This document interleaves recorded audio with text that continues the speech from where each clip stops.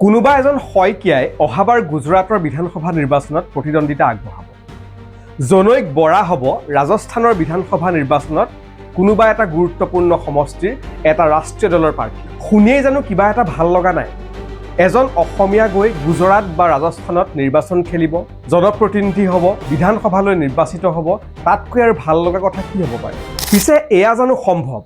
অসম্ভৱ যেন লগা এনেবোৰ কথা অসমৰ প্ৰেক্ষাপটত কিন্তু সম্ভৱ। অসমৰ যিবোৰ সমষ্টি ST বা SCৰ বাবে সংৰক্ষিত হৈ থকা নাই, তেনেবোৰ সমষ্টিত নিৰ্বাচন খেলিবলৈ সাধাৰণতে খিলঞ্জীয়া হ'বই লাগিব বুলি কোনো কথা নাই।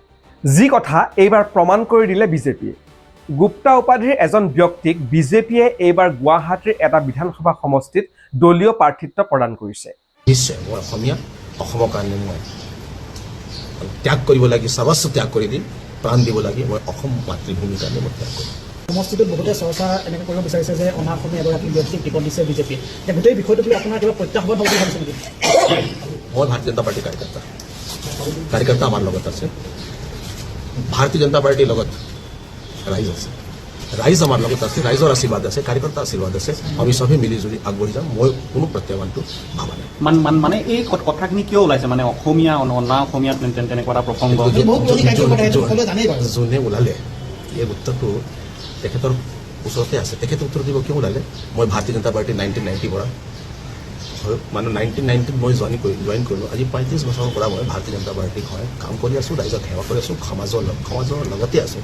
সামাজিক আমাৰ এটা জীৱন আছে, মোৰ এটা ৰাজনীতিক জীৱন আছে। এতিয়া ৰাইজে বিচাৰ কৰিব। আপুনি নিজকে গৰ্বৰে অসমীয়া বুলি কৰিব? হয়, নিশ্চয় মই অসমীয়া, অসমৰ কাৰণে মই ত্যাগ কৰিব লাগে, সৰ্বস্ব ত্যাগ কৰি দিম, প্ৰাণ দিব লাগে। মই অসম মাতৃভূমিৰ কাৰণে মই ত্যাগ কৰিম। এতিয়া আপুনি নিজকেই প্ৰশ্ন কৰক, হিন্দী বলয়ৰ যিকোনো ৰাজ্যত, উত্তৰ প্ৰদেশ, বিহাৰ, ৰাজস্থান, মধ্যপ্ৰদেশত জানো কোনোবা এগৰাকী অসমীয়াই বিধানসভা নিৰ্বাচন খেলিবগৈ পাৰিব? বা যদিও কাৰোবাৰ মন থাকে, দলে জানো তাৰ অনুমতি দিব? ঠিক আছে, ধৰি ল'লোঁ দলেও অনুমতি দিলে, কিন্তু সেইসমূহ ৰাজ্যৰ জনসাধাৰণে অসমীয়া লোকসকলক জানো আদৰি ল'ব? কিন্তু আপোনালোকে আজিয়ে এটা কথা লিখি থওক, মধ্য গুৱাহাটীৰ সমষ্টিত বিজয় গুপ্তাৰ জয় নিশ্চিত। অসমত বিজেপিৰ সাংগঠনিক স্থিতি অন্য দলতকৈ বহু ওপৰত। প্ৰায় 40 লক্ষাধিক কাৰ্যকৰ্তা আছে দলটোৰ। তৎসত্বেও ইমান ডাঙৰ দলটোত 40 লাখ কাৰ্যকৰ্তা থকাৰ পাছতো মধ্য গুৱাহাটীৰ দৰে এটা গুৰুত্বপূৰ্ণ বিধানসভা সমষ্টিত দলটোৱে এগৰাকী অসমীয়াক প্ৰাৰ্থিত্ব দিবলৈ বিচাৰি নাপালে। কিয় টিকট দিবলগীয়া পৰিস্থিতি আহিল বিজয় গুপ্তাৰ দৰে এগৰাকী অনা অসমীয়া লোকক? আমি সকলোৱে জানো বিজেপিয়ে হিন্দুক লৈ ৰাজনীতি কৰে।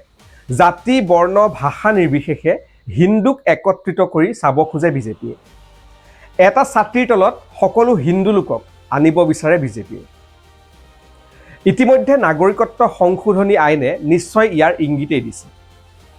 ভাৰতবৰ্ষক বাদ দি পৃথিৱীৰ যিসমূহ ঠাইত হিন্দু লোক আছে, এই সকলোকে বিজেপিয়ে নিজৰ মানুহ বুলিয়েই ধৰে। অৰ্থাৎ হিন্দু মানে ই কেতিয়াও বিদেশী হ'ব নোৱাৰে। তেওঁলোকৰ মতে হিন্দু সদায় ভাৰতীয়। গতিকে বিজয় গুপ্তাক টিকট বিজেপিয়ে প্ৰদান কৰিছে, তাত আচৰিত হ'বলগীয়া কোনো কাৰণ নাই। কিন্তু অসমৰ ক্ষেত্ৰত এই বিষয়টো কিয় পৃথক?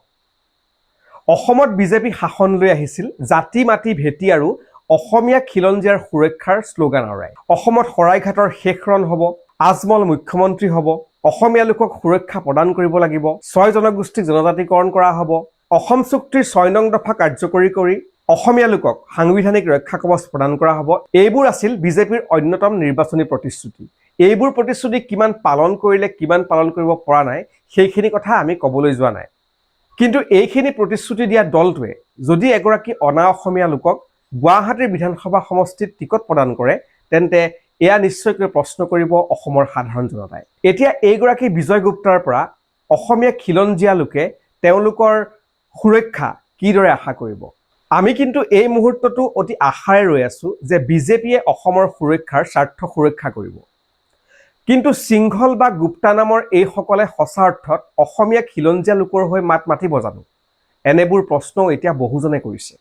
কাৰণ অশোক সিংহলে বিগত কাৰ্যকালত কিসমূহ কাম কৰিলে, কোনবোৰ কাম তেওঁ অসমীয়া সুৰক্ষাৰ বাবে তেওঁ কি ধৰণৰ পদক্ষেপ হাতত ল'লে, সেইবিলাক কথা অসমৰ বিভিন্ন সংবাদ মাধ্যমত প্ৰকাশ পাইছে।